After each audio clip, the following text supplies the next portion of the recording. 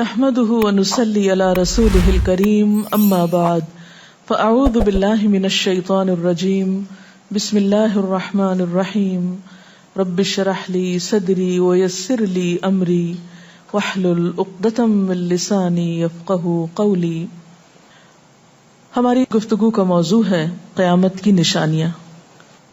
بحیثیت مسلمان ہم سب کا ایمان ہے کہ یہ دنیا ہمیشہ باقی نہیں رہے گی، ایک دن سب کچھ ختم ہو جائے گا، اور ایسا ہونا بھی چاہیے، اس لیے کہ ہر آغاز کا ایک انجام ہوتا ہے، ہر ابتدا کی ایک انتہا ہوتی ہے. جس چیز پر زندگی آتی ہے اس پر موت کا آنا بھی لازم ہے. ہم اپنے آس پاس اس کی بہت سی نشانیاں دیکھتے رہتے ہیں. کائنات میں بہت سے دلائل بکھرے ہوئے ہیں جو ہمیں یقین دلاتے ہیں کہ ایک دن یہ سب کارخانہ بند ہو جائے گا، ختم ہو جائے گا، یہ دنیا فنا ہو جائے گی. وہ وقت قرآن پاک کے الفاظ میں زمین و آسمان پر بہت بھاری ہوگا، اور اس بھاری وقت کے آنے سے پہلے دنیا میں کچھ علامات نمودار ہوں گی. تو آج چند ایک احادیث آپ کی خدمت میں پیش کروں گی جو قیامت کی نشانیوں کے بارے میں ہیں. اس سے ایک تو ہمیں اپنے عمل کا جائزہ لینے کا موقع ملے گا، دوسرے ان سے یہ بات سامنے آتی ہے کہ نبی صلی اللہ علیہ وسلم کی باتیں کتنی سچی باتیں تھیں. وہ لوگ جو حدیث کا انکار کرتے ہیں یا احادیث کا مذاق اڑاتے ہیں، وہ ان احادیث کی روشنی میں آج کے حالات کو دیکھ سکتے ہیں کہ آپ صلی اللہ علیہ وسلم نے اللہ تعالی کی بھیجی ہوئی وحی کی روشنی میں جو باتیں فرمائیں آج وہ ہم اپنی آنکھوں سے دیکھ رہے ہیں. بہرحال اس وقت میرے سامنے حضرت ابو ہریرہ رضی اللہ تعالی عنہ کی حدیث ہے جسے ابن خزیمہ نے روایت کیا ہے. رسول اللہ صلی اللہ علیہ وسلم نے فرمایا، قیامت کی نشانیوں میں سے ہے کہ آدمی مسجد کے پاس سے گزرے گا مگر اس میں 2 رکعتیں ادا نہیں کرے گا. آج کتنے ہی لوگ ایسے ہیں کہ جن کے گھروں کے سامنے مسجدیں ہیں، وہ دن رات مسجدوں سے آوازیں سنتے ہیں لیکن مسجد کے اندر نہیں جاتے. نبی صلی اللہ علیہ وسلم کے زمانے میں اس بات کا تصور ہی نہیں تھا کہ کوئی شخص اپنے آپ کو مسلمان کہے اور پھر وہ نماز نہ پڑھے. اسی لیے ہم دیکھتے ہیں کہ منافقین ہر حال میں مسجد میں پہنچتے تھے، بلکہ انہوں نے اپنی ایک الگ مسجد بھی بنائی تھی یا مسجد نامی عمارت بنائی تھی. لیکن قیامت کے نزدیک مسجدوں کے پاس سے گزرنے والے مسجد نہیں جائیں گے. ایک اور حدیث میں آتا ہے، حضرت انس فرماتے ہیں رضی اللہ تعالی عنہ کہ اللہ کے رسول صلی اللہ علیہ وسلم نے فرمایا، لوگوں پر ایک ایسا دور آئے گا کہ ان میں اپنے دین کی حفاظت پہ صبر کرنے والا اس شخص کی مانند ہوگا جو آگ کے انگارے کو اپنی مٹھی میں تھامنے والا ہے. یعنی دین پر استقامت اور دین پر عمل اتنا مشکل ہو جائے گا بعض اوقات کہ جیسے ایک انگارہ ہاتھ میں لینا کہ انسان نہ لے سکے اور نہ پھینک سکے. ایک اور نشانی جو آپ صلی اللہ علیہ وسلم نے ہمیں بتائی وہ یہ کہ زمانہ قریب آ جائے گا، عمل میں نقص واقع ہوگا اور بخیلی پیدا ہو جائے گی، دل تنگ ہو جائیں گے. ایک اور حدیث میں آتا ہے کہ بخیلی کا عام ہونا قیامت کی نشانیوں میں سے ہے.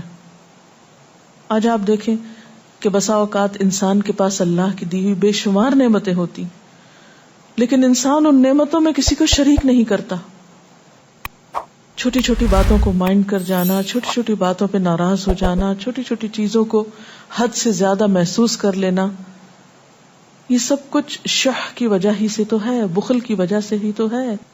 بخل صرف مال میں نہیں ہوتا، بخل تمام نعمتوں میں ہوتا ہے اگر ان میں اللہ کے دوسرے بندوں کو بطور شکر کے شریک نہ کیا جائے.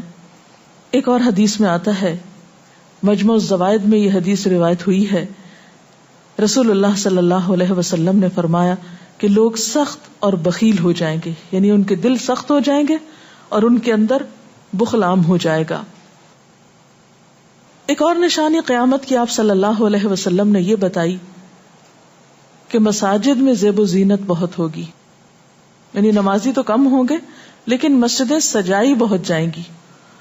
حضرت انس بن مالک کی روایت ہے، مسند احمد نے اس کو روایت کیا ہے، رسول اللہ صلی اللہ علیہ وسلم نے فرمایا قیامت قائم نہیں ہوگی یہاں تک کہ لوگ مسجدوں میں فخر و مباحات کریں گے، یعنی مسجد کے بنانے میں، اس کے سجانے میں، اس کی آرائش میں ایک دوسرے کا مقابلہ کرنے لگیں گے.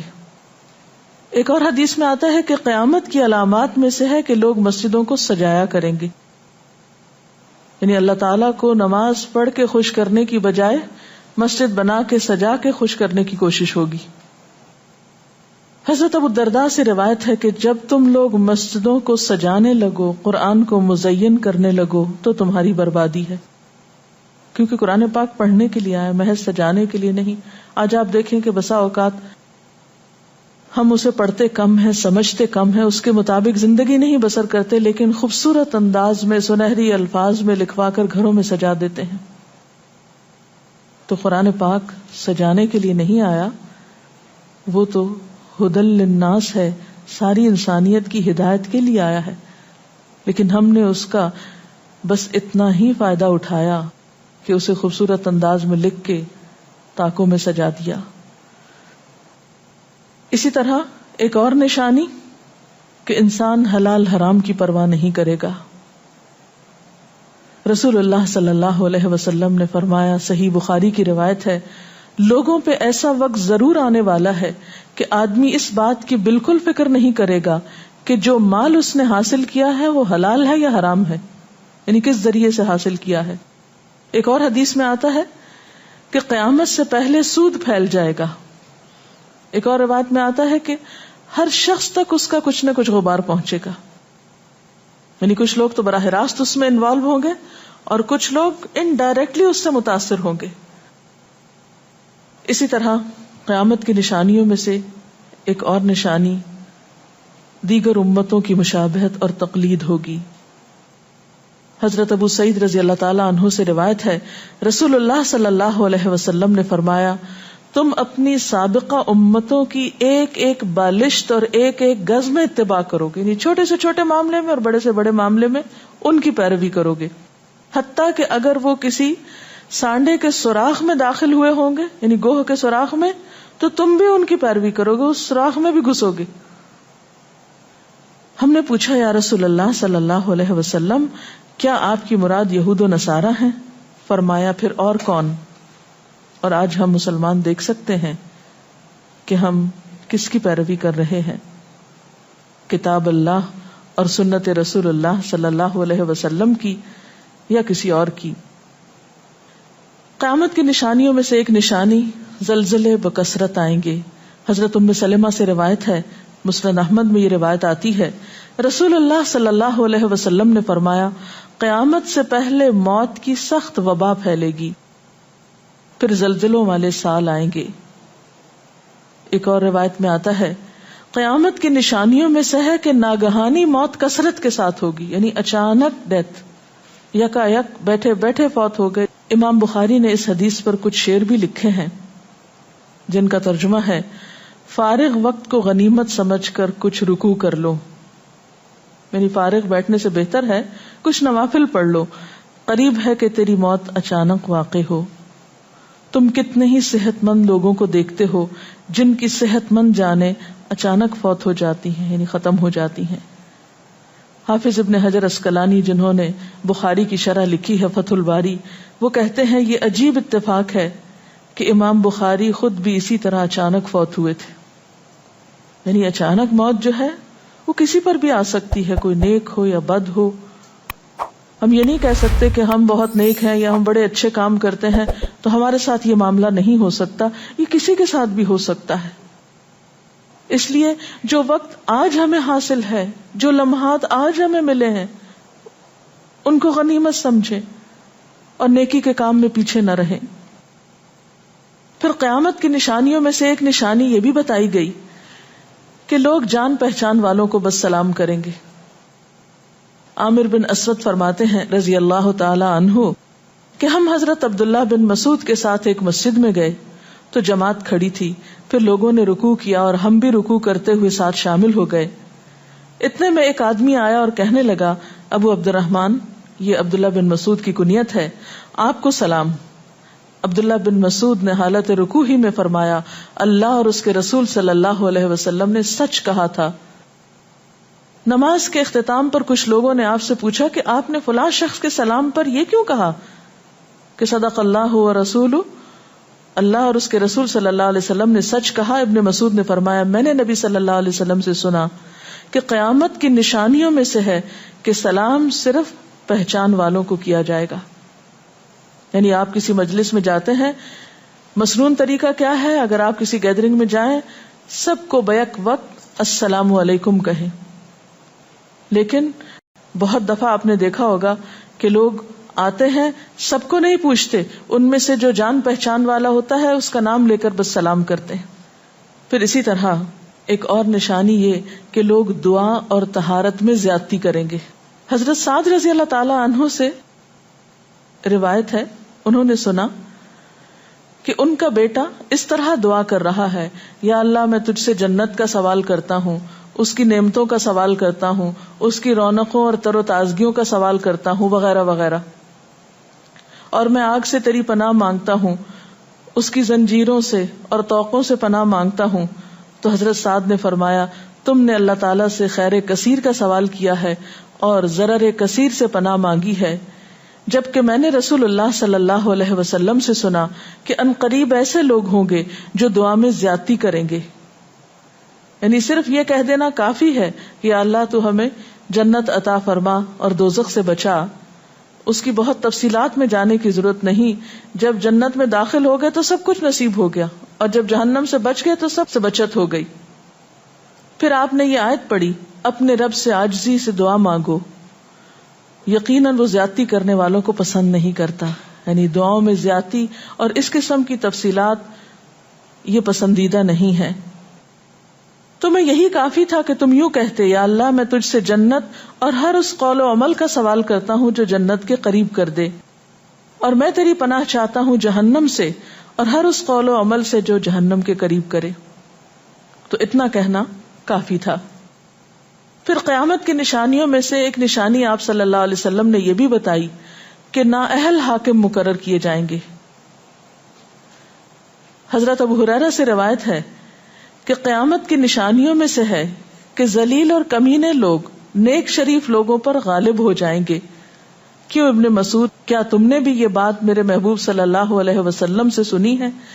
ابن مسعود نے فرمایا، ہاں رب کعبہ کی قسم۔ حضرت حذیفہ سے روایت ہے کہ قیامت اس وقت تک قائم نہ ہوگی جب تک کہ تم اپنے امام کو قتل نہ کرو گے، یعنی لوگ اپنے حاکموں کو مارنے لگیں گے اور اپنی تلواروں کے ساتھ آپس میں ہی لڑائی کرو گے، علاوہ ازیں تم میں سے بدترین لوگ تمہاری دنیا کے وارث ہو جائیں گے۔ اسی طرح قیامت کی نشانیوں میں سے ایک نشانی یہ بھی ہے، حضرت عبداللہ بن مسعود سے مروی ہے کہ رسول اللہ صلی اللہ علیہ وسلم نے فرمایا، قیامت کے قریب صرف مخصوص لوگوں کو سلام کیا جائے گا۔ تجارت اس قدر پھیل جائے گی کہ عورت تجارت میں اپنے خاوند کا ہاتھ بٹائے گی، یعنی اتنا بزنس ہوگا کہ مرد سے اکیلے نہیں سنبھالا جائے گا، عورتیں اس میں شریک ہوں گی، رشتہ داری توڑی جائے گی، یعنی مال کثرت سے ہونے کے باوجود رشتہ داروں کا خیال نہیں رکھا جائے گا، جھوٹی گواہی دی جائے گی، حق چھپایا جائے گا، اور قلم کا ظہور ہو جائے گا، یعنی نشر و اشاعت خوب ہوگی، خوب لکھا جائے گا۔ ایک اور روایت میں آتا ہے کہ وقت مختصر ہو جائے گا۔ آج آپ دیکھیے ہر شخص وقت کی کمی کی شکایت کرتا ہے۔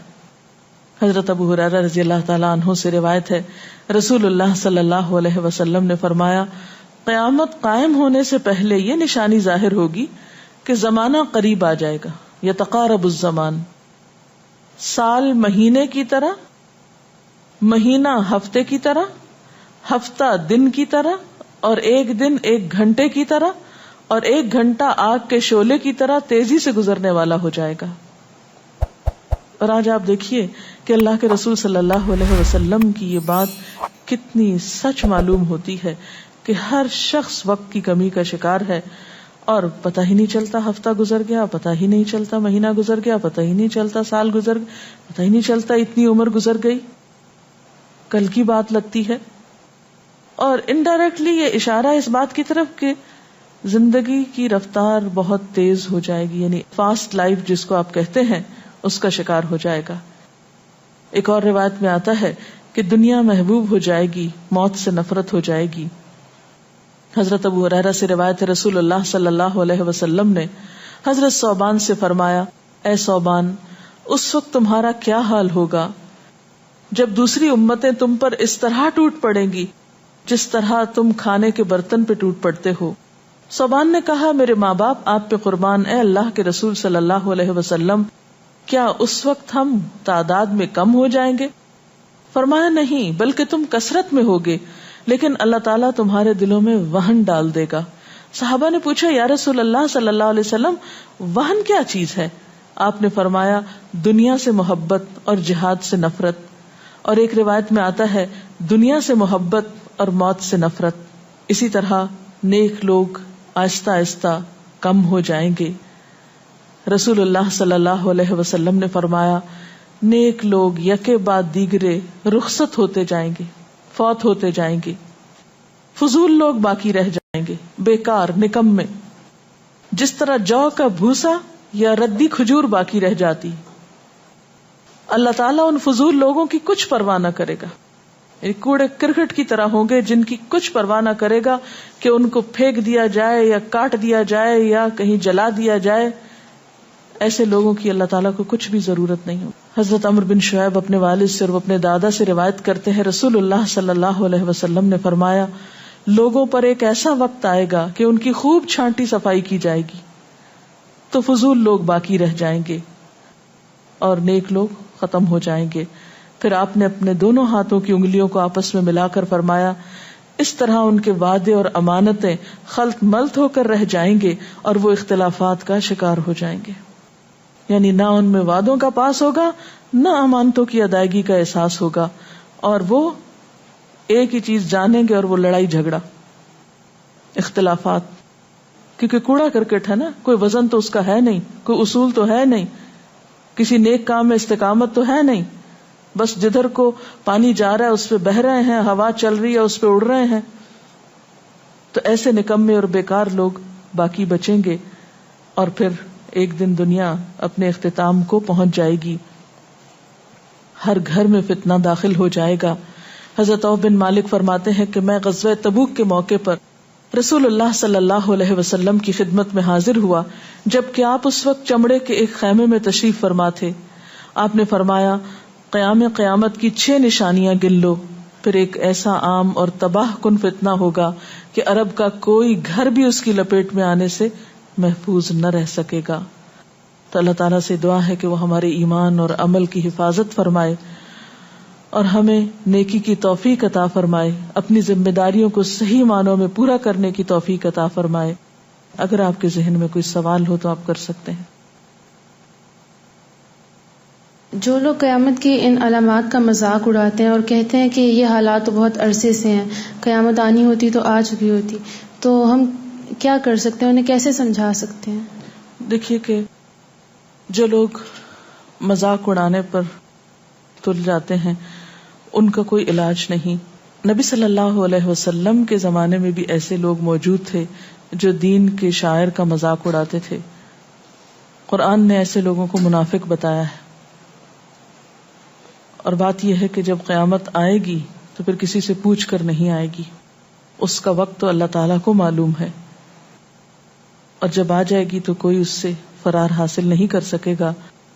آج ہمیں اللہ تعالیٰ نے اختیار دیا ہے، چاہیں تو کسی چیز کو مانیں اور چاہیں تو انکار کر دیں، لیکن جب اصل حقیقت سامنے آئے گی تو پھر ہم انکار نہ کر سکیں گے. آپ نے بتایا کہ قیامت کی نشانیوں میں ہے کہ طہارت میں بھی زیادتی کی جائے گی، تو اس سے کیا مراد ہے؟ اس کا معنی یہ ہے کہ لوگ طہارت حاصل کرتے وقت وسائل یا ریسورسز کو بہت ضائع کریں گے. مثلاً یہ کہ وضو کرتے وقت بہت زیادہ پانی لنڈھانا، بہت صابن گرانا، اسی طرح نہاتے وقت بہت پانی ضائع کرنا.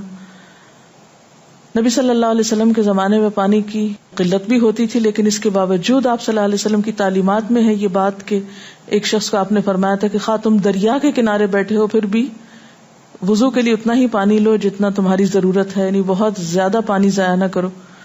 آج ہم دیکھتے ہیں کہ بہت سے وسائل کے ذریعے پانی کا حصول بعض علاقوں میں بہت آسان ہو گیا ہے اور لوگ بہت ناقدری کے ساتھ پانی ضائع کرتے ہیں. مثلاً بعض دفعہ دیکھا گیا ہے کہ برش کرنے کے وقفے میں ٹیپ کھول دی جاتی ہے، بعض اوقات 5 منٹ تک ٹیپ میں سے پانی بہتا رہتا ہے اور آرام آرام سے لوگ اپنی طہارت اور صفائی کا اہتمام کرتے رہتے ہیں.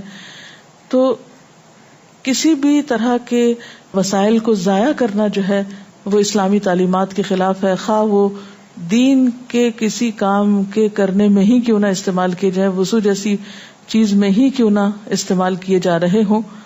تو طہارت میں مبالغہ آرائی کا مطلب یہی ہے، وسائل کا ضیاع.